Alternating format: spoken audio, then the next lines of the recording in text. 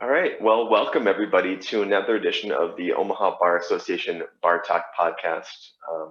I keep on saying podcast. It's a video blog. I should really change that. I apologize.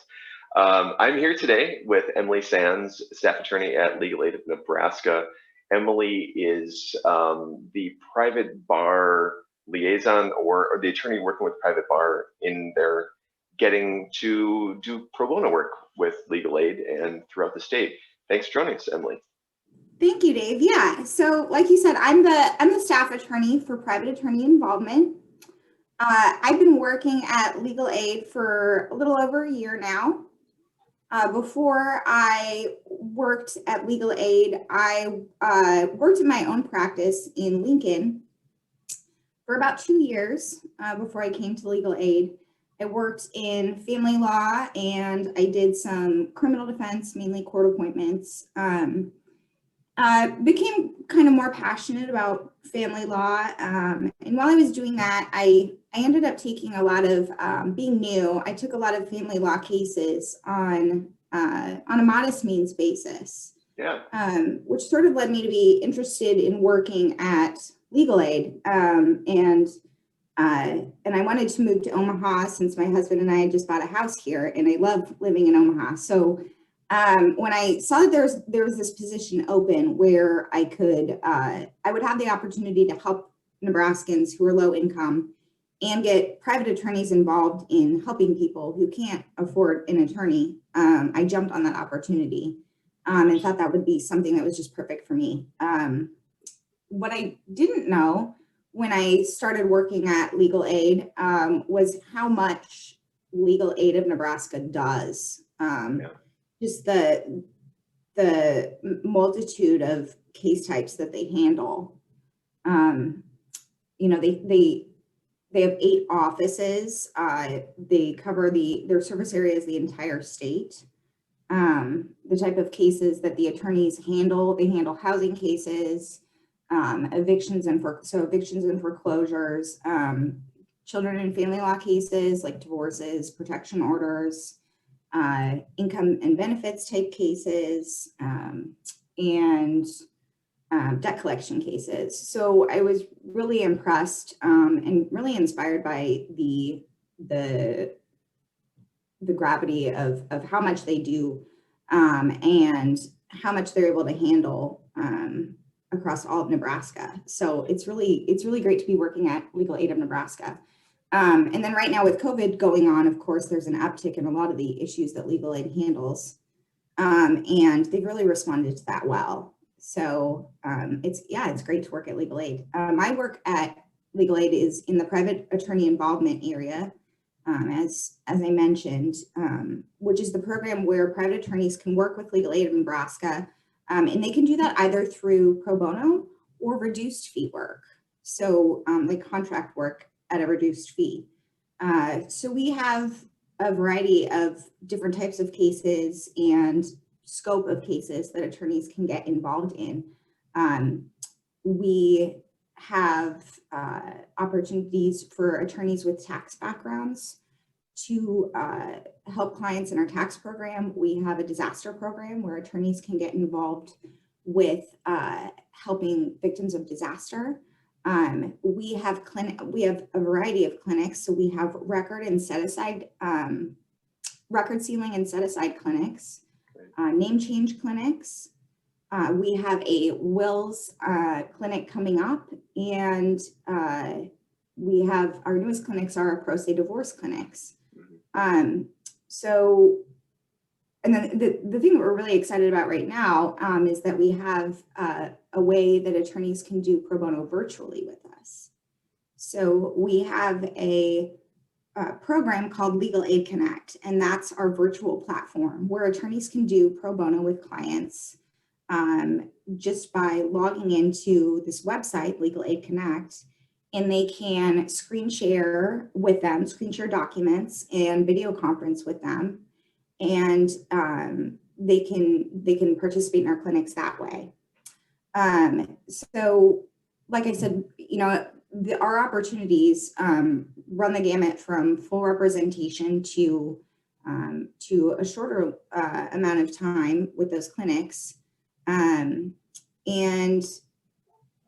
you know, you can meet with a client for just 1 or 2 hours in these clinics and have a really meaningful experience where you can serve a client who doesn't have the opportunity to speak with an attorney otherwise, or can't afford an attorney, and draft documents for them and provide them some advice that may seem quite simple to us as attorneys, but can have a really profound impact on that person's experience, just trying to navigate the legal system that is so confusing, without having an attorney to guide them through it. And that assistance can be really meaningful. And, you know, Legal Aid is this 50-person or 50 attorney firm across the state. I'm probably getting the numbers wrong, but huge amounts of clients and volume. But really, there's a much greater need than even Legal Aid can do, and that's what the private bar can do. That's what us private attorneys can do, and that's why you're there to sort of increase the amount of good work being done for people who can't afford an attorney across the state, right? Absolutely. And just a couple weeks ago, I participated, for example, in one of our name change clinics. So in this name change clinic, you get to meet with this client virtually and draft documents for them. And the process is really quite enjoyable.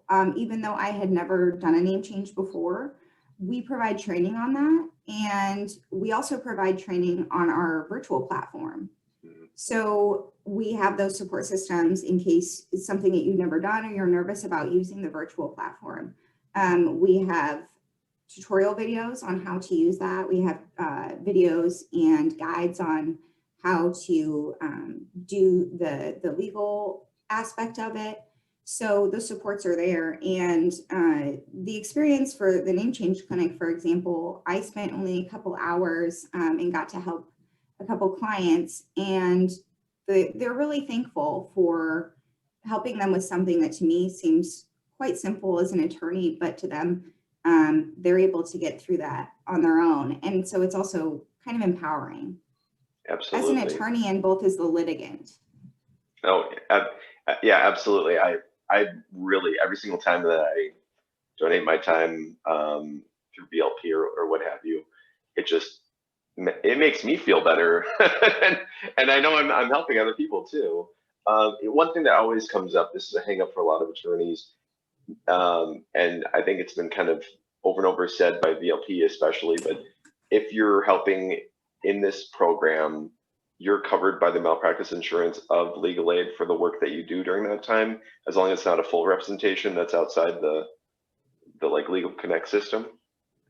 Yes, we have. So you're covered under Legal Aid of Nebraska's malpractice insurance whenever you are doing any work under our private attorney involvement program. So that is there. And for our clinics, for example, our clients sign limited scope representation agreements. And so we do all the intake and screening, a conflict check whenever it's necessary. And we have that ready at the time that you decide to participate in the clinic. So it's kind of all set up for our pro bono attorneys. All they have to do is participate in the training and ask any questions they want to and be there and ready for the clinic on the day of. Our newest clinics that I'm really excited about are our pro se divorce clinics. And that's the project that I have been working on for quite some time. And these clinics are also virtual on Legal Aid Connect. These clinics are monthly clinics that are being offered 3 days of the week with 3 separate times. So you have 3 times to choose from, 3 days to choose from, whatever works for your schedule. And so how the process for this clinic works is the attorney is paired with a client, and then during the clinic, which is in 2 parts for each client, you assist the client with drafting their divorce forms, provide them some advice about the process, And then if you want to participate in the second clinic with that same client, you can do so. And it ensures that the client has that assistance from beginning to end. But at the same time, the attorney does not have to enter any appearance or go to court for the client. They're just providing them with that assistance they need to get through it themselves. And for this project, it has a rural aspect to it. So we were tasked with, for this project, that the pro se divorce clinics came from, to identify 3 rural areas of Nebraska where we would provide a new service to clients using pro bono attorney assistance. So the clinics actually are provided to residents of Madison County, Dawson County, and Buffalo County. So by participating in these, they're called do-it-yourself pro se divorce clinics, you're providing some assistance to someone in greater Nebraska who may be miles away from you. So it's also an opportunity to connect with someone elsewhere and get a little experience along the way.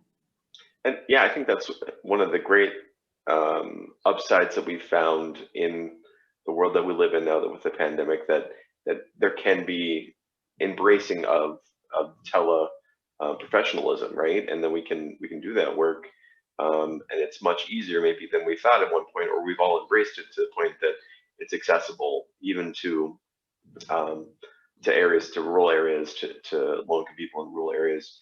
I know that that in those rural areas, there's only a few attorneys. There aren't self-help desks like we have. There aren't law libraries in the courthouse with all the forms and stuff. So there just isn't the same structure to help, even if the volume is much less, but to help the people in the rural communities. But Yes. your mission is statewide, and certainly we need to help that. And the state bar has been on that for years. We need to, as a legal profession, we need to focus on all of the state and not just on the Lincoln Omaha corridor. And I think now, hopefully, everyone's up for it. Everyone's like, yeah, I can do a Zoom conference. I can do this electronically, remotely. Right. Yeah, I think when you reference the fact that there are not attorneys in a lot of these areas, which we sometimes refer to as the rural justice gap, that was a huge goal for this project that the pro se divorce clinics came from. The project is actually called the Pro Bono Connection Project, and it is funded by Legal Services Corporation's Pro Bono Innovation Fund, which is a fund that was born out of a 2014, I think it was created by Obama in 2014 to address the issue of pro bono and attorneys getting more involved. And so part of this project was to find a way to involve attorneys who are in metro areas and allow them to provide service to people in rural areas. And so my task in this project, part of it was to identify areas where we could provide that service. And we went through a process called asset mapping, which was something I had never heard of before I started this project. And I actually, at the time I was hired, I didn't know I'd be doing this. And I thought, okay, this is really abstract. But, and you know, as an attorney, that was my first thought. This sounds really abstract, but it was actually really fun. So what asset mapping is, if you've never heard of it, is it's just sort of doing an inventory in interviewing members of a community to discover where their assets are.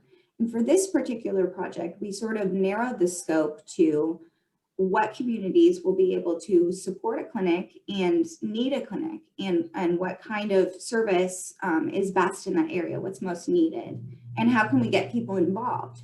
Well, the time that I started doing this, so part of this process was I was interviewing judges, court clerks, people working at agencies who work with Legal Aid of Nebraska, and even librarians. We were trying to discover how we would provide this service. Would it be virtual?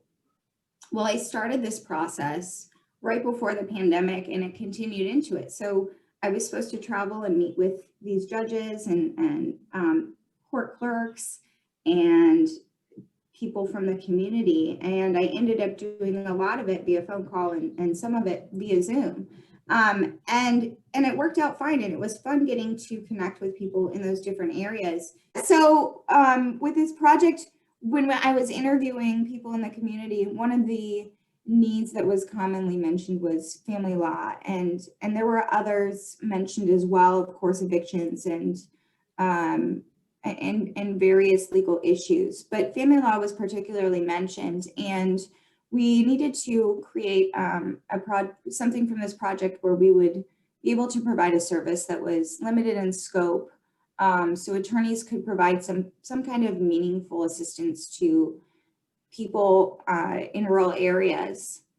But obviously with that distance, they can't appear in court for them. And so that was how we decided to do the clinics as pro se divorce clinics.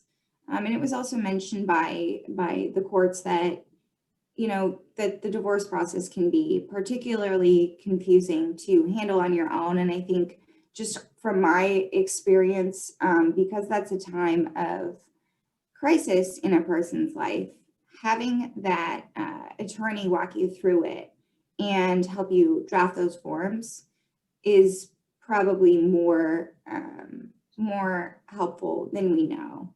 And the Supreme Court website and other websites have great information for self-represented litigants on how to navigate that process on their own, but we can't take for granted how helpful it can be for a litigant to just speak with an attorney and give them that advice and that boost of confidence they need to know that they're doing this correctly, or answer the questions, or did I fill out this form correctly? That can be incredibly helpful. And so that's part of what these do-it-yourself pro se divorce clinics are intended to do. And then if they are successful in those 3 rural counties that we have targeted, we would like to expand them to other counties across Nebraska to be able to provide service to residents of additional counties or entire judicial districts, perhaps. Yeah, absolutely. And I mean, I guess we talked about a bit, you can be a corporate attorney and you can go through the legal aid training and do this, you know, effectively. You don't have to be a family law practitioner to help somebody significantly in a limited scope representation of a pro se divorce, right? Right. And we have all of our opportunities to volunteer with us that are limited in scope. We have attorneys working with us who are, for example, corporate counsel, and they assist people with name changes, or attorneys who work in, you know, real estate law, and they're helping people with record sealing and set aside. So you don't have to get involved in legal aid pro bono in the area that you practice in. We have opportunities where you can learn something new, and it's quite simple to you, but to the person that you're helping, it's incredibly impactful. I mean, that nails it on the head. You know, we're a profession. We have a very high level of ability to do something that is just confusing to other people, and we have that ability. And even if it's not in your wheelhouse of what you do on a regular basis, the amount of help that you can give is tremendous. And frankly, it can't be given by a lot of people. So it's important that you step up if you can. Giving money to legal aid and other organizations is helpful as well, but actually putting the time, wow, that can go a long ways too. So Yes. yeah.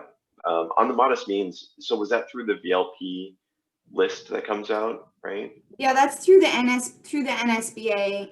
I'm not sure if they still have that available. You were able to advertise whether you would offer modest means representation, and then you could use like a chart with a system for deciding how you wanted to set your fees, but you didn't have to do it that way. You could set your own fees.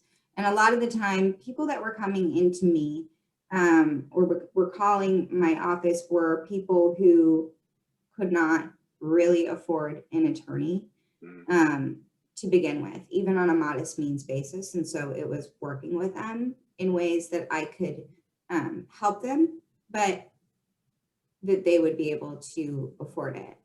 And so a lot of, I think what I'm working on now, I keep that in mind because, you know, attorneys are expensive for people who don't have any dispensable income, or they're in debt, as we see a lot at Legal Aid with our clients. And so being able to provide those like limited scope sort of services, unbundled sort of services, is one way to serve people who don't have the money for full representation.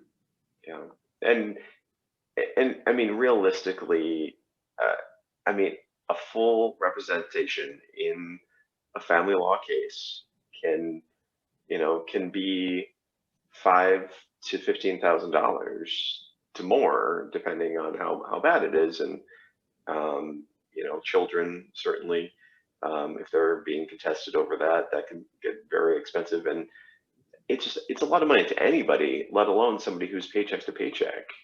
And I sometimes I think you got to understand. You got to understand what it would be like to be in that position. And yeah, maybe you go, you know, get a loan of $5,000 for a car, but are you going to get it for a divorce? Are you going to go hit up your family members? And it's a very difficult situation when you're needing that attorney right now for a divorce proceeding, and you know how expensive it can be. And so the limited scope is really, hopefully, a game changer. It's not quite there in terms of, I think, people embracing it in their private practices as much time as we've given it, bar associations, VLP, the limited scope committee. But I don't know. I think there's just a lot of people that, you know what, if I could just have the right paperwork going into court, into that hearing, that would be huge, right? Yeah, I agree. I think from what I've heard from folks is that there is a fear of doing limited scope for a multitude of perhaps ethical reasons. But I know that I believe it's the NSBA put out a limited scope representation toolkit. Mm-hmm. And that's a really good guide to getting your foot in the door in learning how to do limited scope as a reference. And so, yeah, I encourage people to do that. And if you don't want to do it on your own, then, you know, you can get involved with the clinics, and that's another way of doing it. But the great thing about our clinics is that you never have to, you never have to enter an appearance, and you never have to appear in court. So it's just a way of doing pro bono that is a limited time commitment, a limited in scope commitment, but you're helping someone in that short period of time. Did your position exist before you stepped into the role, or is it a new position? No, my position is a new position. So my position is entirely funded by this Pro Bono Innovation Fund grant. Okay. And so this grant is awarded to multiple legal service organizations, other legal aids or legal services organizations across the state. And the purpose of the grant is to innovate pro bono. So to get attorneys involved in doing pro bono work, however that may be. And legal aid has always had some pro bono opportunities to get involved. And then we've also had a reduced fee contract work to get involved with us as well. So my position is one way of increasing our pro bono program at Legal Aid of Nebraska, and hopefully expanding it to provide more opportunities for people to get involved with Legal Aid of Nebraska. Yeah, I think, you know, giving back to others. We just had an inauguration where there's a lot of talk about leaving it all out there, doing as much as you can. And I think every single attorney should think of this profession as one that's an honor to be part of, and give back some of their time. I know that there's the standard by the ABA, the model standard of 50 hours a year. It's a good thing to shoot for. Have that log in your calendar, and see if you can hit it, and use you as a resource with legal aid to get in those hours. Yes, absolutely. Maybe, you cut out for just a moment. sorry about that technology. Yes. I was thinking that I'm a big fan of maybe the state. There needs to be a requirement, not just your 10 hours of CLE, but maybe 5-10 hours of pro bono work that you're actually logging, that you're telling the state that you're doing as part of your license. But there's my bleeding heart out there. I agree in one aspect, but and I mean, not to play devil's advocate, but as someone who was trying to make it on their own, I do understand that you can be so involved in your own time commitments. And I understand people with kids too have obligations or family obligations or other obligations outside of just your work.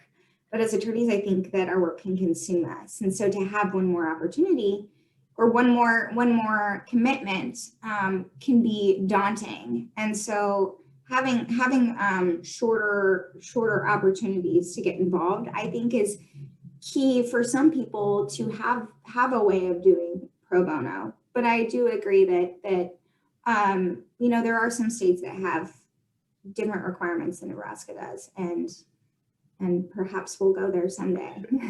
And we talk about how it makes you feel good. I guess finally, I would probably offer, and this is, I'm sure you're doing this, is giving recognition on the website, in the newsletter, to the attorneys that are private attorneys that are helping, right? Absolutely. We do recognize our attorneys who volunteer with us, and we are so grateful for them. We recognize them on our media. And then I should also mention that we actually are working on this Pro Bono Connection project, this Pro Se Divorce Clinic project, with the Volunteer Lawyers Project. So they're spearheading our recruitment aspect of this project.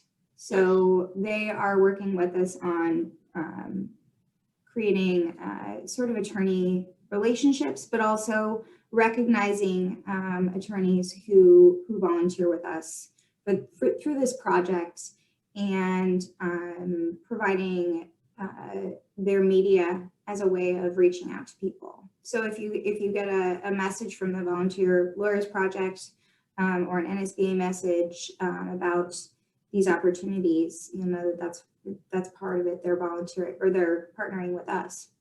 And that connection has existed between the State Bar and legal aid going back to the founding, and the volume between the two. If you don't qualify for legal aid services, but you may qualify for being on the VLP list, you work together with them on that, so that relationship's been tight and close for a long time. I think it's always good to tell the attorneys, hey, you might get some public recognition out of this, and so your star may rise in the community as people see you stepping out there too. So absolutely, altruistic, but also for yourself. Absolutely, it is an opportunity to let people know that you volunteer, and I think more and more nowadays, consumers want to know, especially with big firms and whatever type of firm, consumers want to know that the businesses that they're involved with are volunteering and giving of their time, and getting involved in pro bono is one way of sort of boosting your corporate image. So if not for just the altruistic aspect of it, there is that opportunity to do a little recognition. Absolutely. I've taken a lot of your time. Is there anything that I missed that you want to add? I just want to let people know. I just want to let people know, if you want to get involved with Legal Aid of Nebraska pro bono, you can email us at probono@legalaidofnebraska.org, or you can follow us on social media, like our Facebook, our Twitter, and follow our newsletters if you're interested to know about Legal Aid of Nebraska's work. Absolutely. I appreciate all your time today, Emily. I'm happy that they have you there with your background in this new position. I'm excited about how we can harness our ability to work from anywhere and reach people anywhere, and especially this high volume, high conflict area that needs so much help. Frankly, in the state that's just being unmet right now. So I thank you for all that you're doing. I hope that this is a call to action for some of our attorneys to reach out to you and to be part of the program, and keep up the good work. Thank you. I enjoyed this. Have a good day. Have a good one. Bye-bye. Bye.